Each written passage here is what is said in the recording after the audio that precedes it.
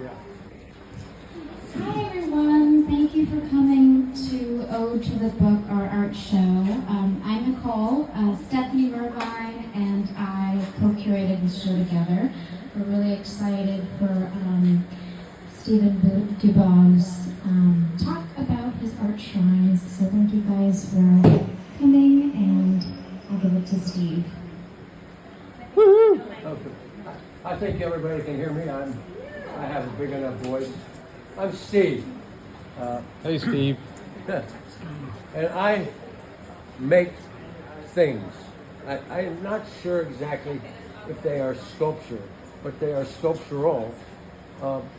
So I guess I just had my knee replaced, so I'm going to sit down and talk and then walk around a little. My partner Heather's there, right there. She's going to help me because I also hurt my shoulder the other day, so I can't do stuff, but I'll talk about it. So let's go back. I'll talk a little about. I was raised in a bookstore. So it was a bookstore in Abilene, Texas, and there was nobody buying any books.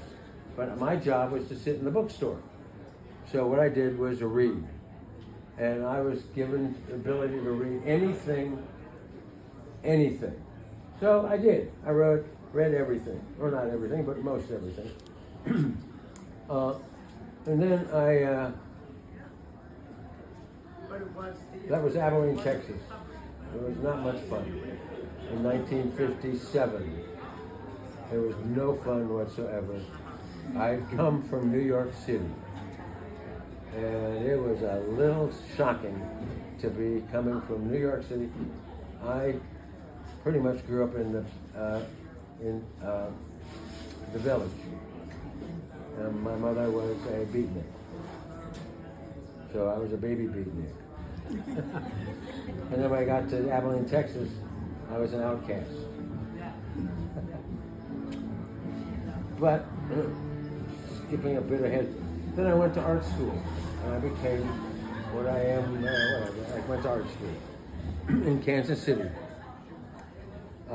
and then I went out. I was fortunate enough to get a full scholarship to Stanford, and I made sculpture. And then I moved to San Francisco.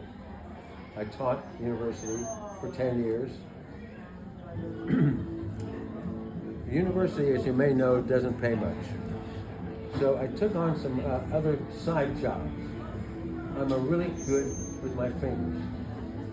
And the jobs that I took on, that paid the most, was making hidden spots for drugs. Stashes. So I made stashes all over San Francisco, all over South and Central America. I became quite adept at making hidden spots. That put me, of course, in the drug world, which ended me up in prison, federal prison. I was given a life without parole sentence, which I got out because I had a really good lawyer and because it was really a bum rap. But be that as it may, while I was in prison, I came back to reading. So I started reading Walter Benjamin.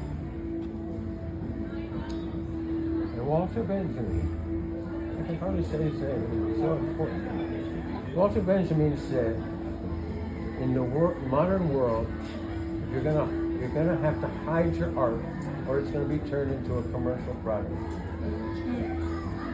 which we know is true. If you come up with a wonderful design of anything, next week somebody in Asia will be mass producing it and selling it at Walmart. Bam, bam, bam, just like that. So you gotta do something that is not so easily either hidden or not easily reproduced. So I make, each one of these pieces has a book in them. These are book boxes. And the books are not by artists, but by philosophers about a particular part of philosophy. and I'm going to go through it and show you the books and talk to you about it. So they're really, I don't know,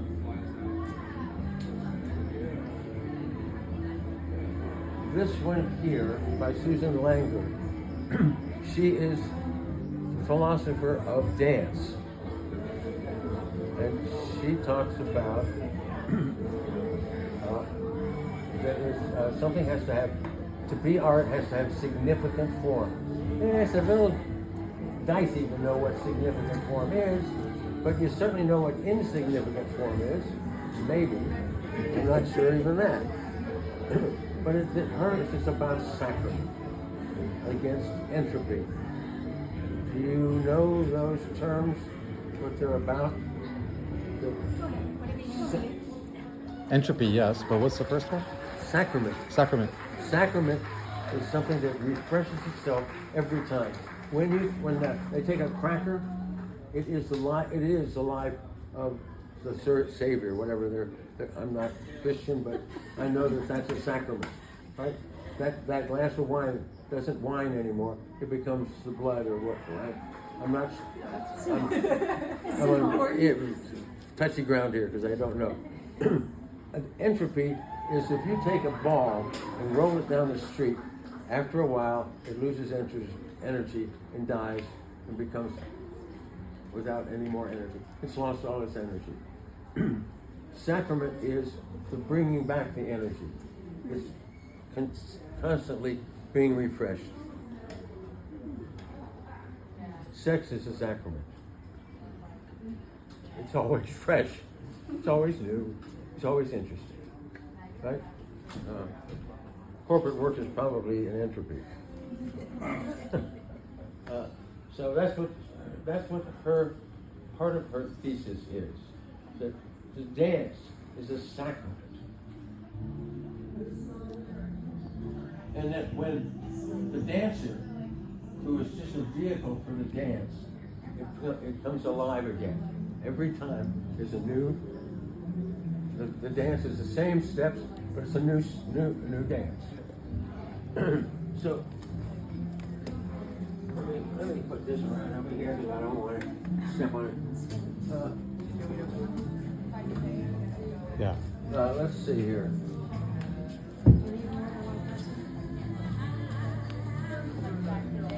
Come up here. Okay.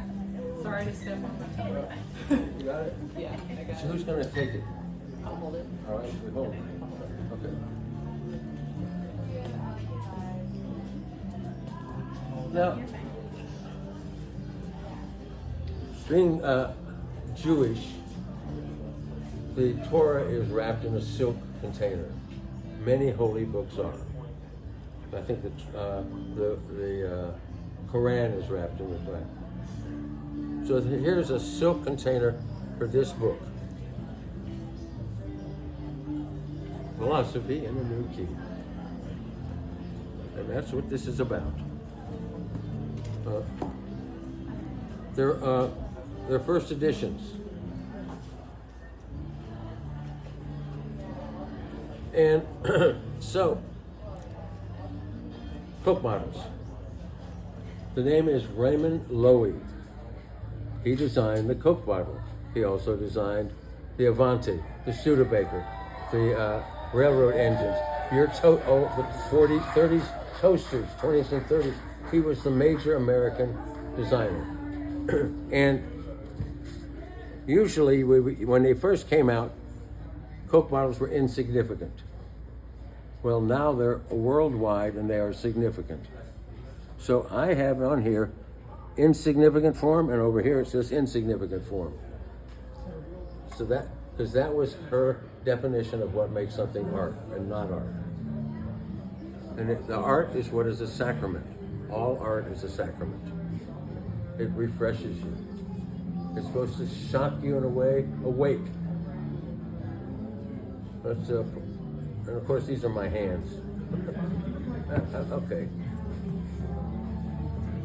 Got it. Thank you so much, Heather. What about this pedestal, the blue part All of right, it? yeah. So, if you grew up in before probably 1920 or something. This, without this part on here, just this shape here would have been a piece of sculpture. And so I used a piece of sculpture as a base for a piece of sculpture. I mean, most my stuff is kind of ironic. I make a pun on things, as you'll see. I got the base dirty. And these are all little junky molds for kids that are insignificant. But I thought those were kind of funny to do, to make such a important work, to do it that way. So that's this one here, Susan Langer. So let's walk over here. This is a more, they're all serious. This is Martin Heidegger. He was a philosopher, a serious philosopher. They're all serious philosophers, but Martin was dense. You try to read Martin, and it's dense. But again, this is all ceramics. Yeah. What is a thing? And that was Martin's, the name of the book. Here is the book. Well, there's two books. Two of his important books. What is a thing in poetry, language, and thought? And what is a thing? So what is a thing?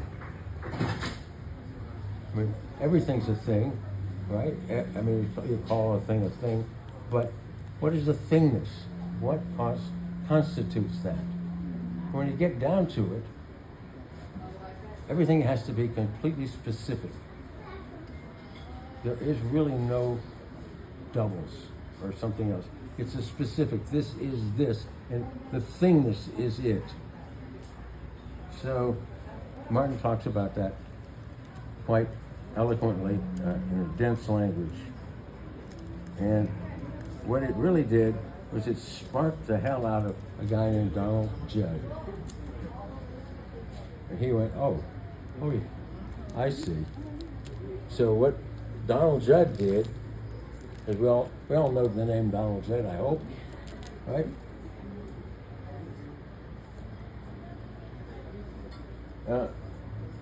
So these are all he's the minimalist.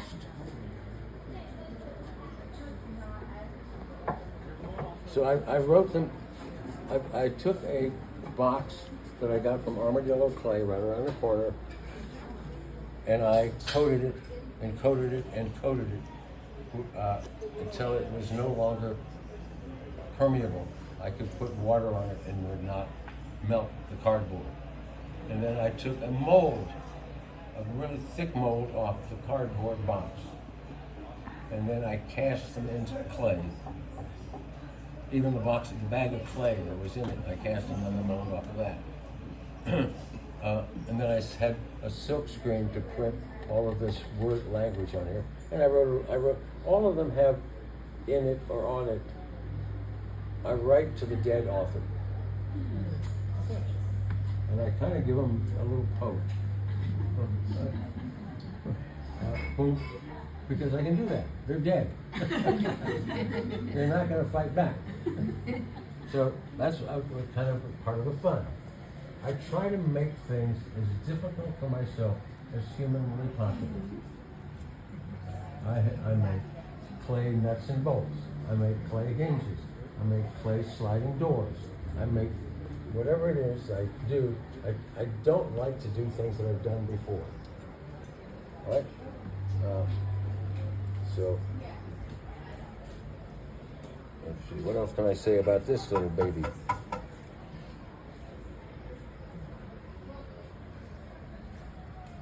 Has anyone got any questions about this? Is there a connection? I mean, Donald Judd likes the form of a box as well. Yeah. Is that a reference? Exactly. And the Necker cube, I don't know if you're aware of the Necker cube. You know, the naked cupid, you look one way and it goes back, and the other way looks back and forth. It's one of those things. But yes, Donald Judd made boxes. Gray boxes, as it turns out. So, I made gray boxes. Are there boxes, containers for things, or is that like somewhat? Or No, they're things. they are things themselves. They are things. I mean, Borges says that you have to, I mean, the language is such that, I mean, really everybody's language is completely personal, right? And there is really, everything has, I mean, you'd have to describe it totally, and you can't even describe it perfectly. Like, you know, I think I'm not sure which culture, but some cultures have hundreds of words for snow, different kinds of snow, right? So a thing has to be specific, right? It's one of a kind. Everything is a one of a kind. Even human beings, even though we like to think of them collectively, they're one of a kind. Right? Okay, question though. Yeah. So 2 Coke bottles, people would say they're mass-produced or the same thing, but then if you really at to some level, if you go and examine 2 Coke bottles, they're different. Okay. Absolutely. This one got a scratch on it, Right. a little chip. Right. Right. So, yeah, each thing is its own, a thing in itself is what Heidegger calls it. Okay, I'm going to step down here. All right. Can I ask? Sure. Just in terms of scale of timeline, how long did it take you to produce this one piece? Yeah, and I don't mean like hours you worked from the moment you started to when it was finished. What was the expanse of time? A couple of months. Well, you know, you had the idea originally and put the box aside probably right. a couple of years before you made it, right? So Right. the idea was kind of, And then the process of putting coatings on it and letting it dry for 2 days, and putting another layer on and letting it dry for 2 days, and putting another layer on and letting it dry for 2 days. Like the whole thing is a really involved process. Did the concept evolve as you were doing it, or did you have it set and then you just executed it? It was fully formed. I'm not an abstract expressionist. I pretty much have the idea and how to do it, and just then I take the time to do it. I don't. Yeah, I mean, I'm premeditated. How's that? Very premeditated. I have a question. Do you, while you're creating these works, even maybe over months or maybe years, do you have any kind of like ritual that you do with the book? Do you like the book itself to be always near the work, or do you keep them just in a safe place, We like give them on in your a safe bookshelf? place, right? So first, one of the first things I have to do is to find the book. Right. Most of not these so much. Well, this one, some of them though are books that were written in the 20s and in very limited editions in Europe. And then the war came, and they were all destroyed. So sometimes it takes a couple of years to find a book, and I think one was $6,000. You know, I mean, because they are, these are the most important things in the world. This is our culture. Our culture is not the phone that you're holding or the car you're driving. It is the art that makes the world. Right? That's why we have museums, because they're culture holders. Okay, let me talk about orthodontia. The funny symbolism of this. I don't know if you're aware of this, but art history is called the canon. So this is a canon, right? Right? And this is a urinal. Of course, it's a urinal. It's a Marcel Duchamp urinal. This is Andy Warhol. box, right? And this is Jeff Koons' dog. And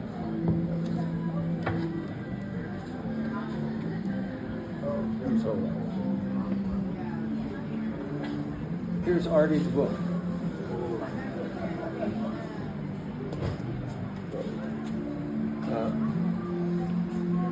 The Abuse of Beauty. So, the whole book starts out talking about him going to the gallery and seeing the Brillo box. And he said, well, what the hell is that? How could you have a box that is, you can go to a grocery store and buy, have it be in an art gallery? Well, Brillo box is more famous than the grocery store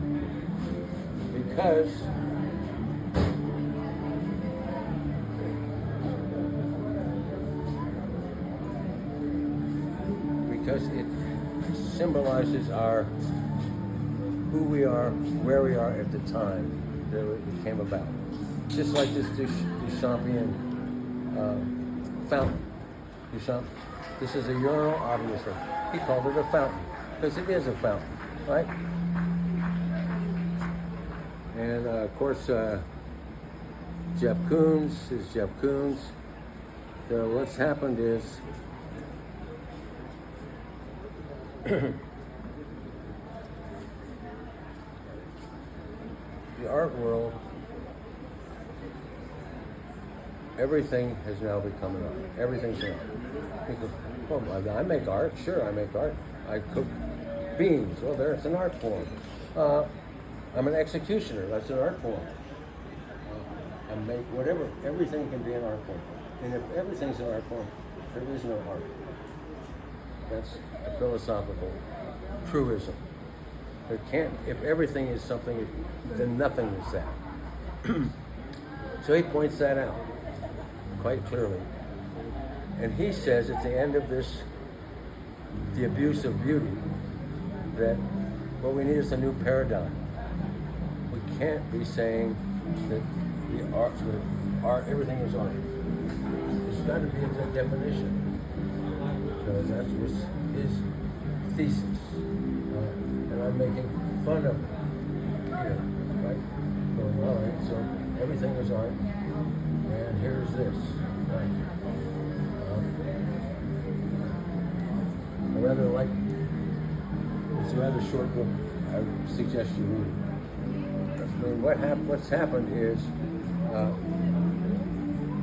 Miss Beauty got turned into a whore. And art history, the rest of art history became a boring lecture in school. So they're separated. I mean,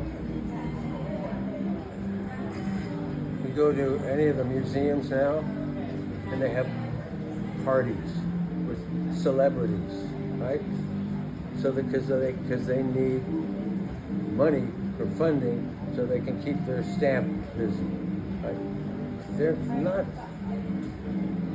They're there for the culture. And what we've done is turn them into places where you take selfies. Everything is a selfie object. And I find that very disturbing. But really, I can't do anything more about it. Make art about it. So anybody got any questions? Hey, tell me. Did you make your own balloon dog? No, I did not. cassette? I did not. That's one. That in the book is made by someone else. Okay. I have a quick question. Sure. Just looking at this piece and what you've been explaining, especially when you bring up Walter Benjamin, and you know, like, what is it? The reproduction of modern art. Or mechanical reduction. Thank you. But you know, I think when I read that book a long time ago, you know, I think about Jean Bourriard and simulacrum and simulation, and I wonder about stuff like this. I mean, I think your work is beautiful and really incredible. and it reminds me of that. Thank you. Like the simulation of what we're trying, like, and like you said, like how everything is art now, and you know, you can't really escape that. That's where we're going, and somehow we can't fix it. There's no fixing it. It's just. Well, they put in the Mona Lisa underneath the Louvre because it's become just another place to take another selfie. And it's disappointing the public. And it also becomes an art movement to throw paint at it. So, no, but I guess what I'm trying to get at, I guess maybe it wasn't really a question. I was hoping that, you know, you thought about Beauregard when you put together some of these pieces, because that's what reminded me of it when I first saw I did it. a whole piece on art in the age of mechanical reproduction. And it's Stephanie came up to the studio and looked at the pieces, and she picked these three out. She's a minimalist, so that's why we have it, right? And that one's gold and shiny, that's why we have that. And this one's funny, that's why they have this one. So, Well, I do want to say your work is amazing, especially this one. I mean, I love that you've got, you know, the Armut fountain, you've got the Brillo, you've got the Jeff Koons up there. Like, it's all really incredible, and just thank you. yeah, the art in the age of mechanical reproduction. I just finished. I had to. Okay, I'm gonna go sit down and tell you a story. Okay, so.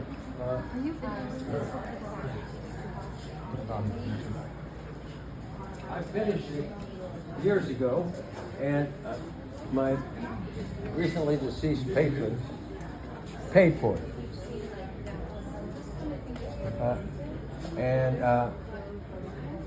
I got drunk and I broke it.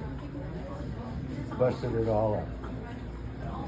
Okay, but it didn't get all busted up. Part of it got busted up. So recently, I pulled it all out and started rebuilding it again. And so since it's about reproduction, I got a puzzle. What do they call it? What kind of puzzle is that? Jigsaw puzzle of the Sistine Chapel with God and then I got a dishcloth with the same thing, right? And then I got dozens upon dozens of reproductions of all the major sculpture all over the world, little ones, big ones, and I just covered it in these things. These are all reproductions. Everything part of this piece is a reproduction, right? And then I wrote some stuff about reproductions. And I find I go to my lady that does some work for me on my shoes and all. And she's got a piece of Michelangelo, David, on her, just on a counter. And I said, what's that? I don't know, somebody gave it to me. You don't know what that is, but you got it on your wall because somebody gave it to you. Well, you want to slap them? I mean, really? Where? So that's me. That's talking real personal here.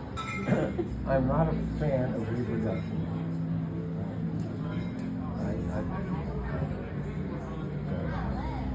I have tried all my life to be outside. I have been outside. I've owned a bookstore. I've been so poor that I was going through the hotel hallways picking up scrap food. I've been so rich that I had 67 automobiles, all kinds of properties in San Francisco, airplanes. I've been to prison for life.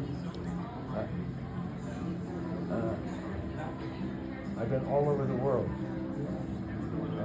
either because I wanted to travel or because I was doing drug business, one of the two.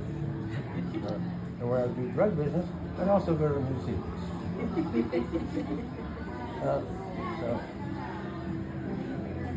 So you were selling a product to the masses after all. I was selling it. I didn't really have to sell it. They came to me. Actually, Best kind of mass productionist. I didn't do that. I did the, you know, I mean, I did all the stuff about how to get it into the country. Facilitated. Pardon? Facilitated. I facilitated it, exactly. That's why the government didn't like me. But back to the sculpture, you know, I'm now working on a piece that I'm not sure it's my end piece. I hope it's not my end piece. It's Christ. I just turned 80. I'd like to get to 100. Yeah. But it's the gates of hell. You know Rodin's Gates of Hell. So it's 3 pieces. It is with atomic energy. And so this piece is about 8 feet tall, and it has live uranium inside of it. But now I got special glass that they use in X-rays and all, and I got a Geiger counter, and it's not leaking. I had to mix up paint with lead in it, powdered lead, because you can't get leaded paint anymore. I had to paint everything. So it is, but it's got hundreds and hundreds and hundreds of deformed babies that I handmade, because that's what happened after they dropped the bomb in Hiroshima and Nagasaki. So that's one. The next one is I've got an oil rig. I've got the oil rig made. Now it's going to be about plastics, oils and plastics and all of that. And the third one is going to be about gunpowder and nitroglycerin and guns.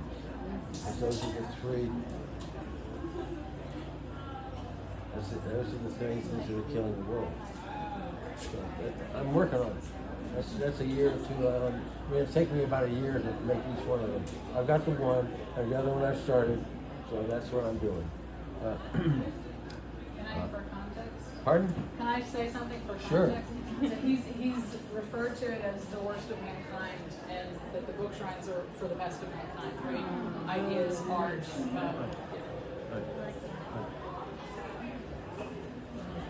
Thank you. What are the questions we got? I have a question. Sure. Out of all the sculptures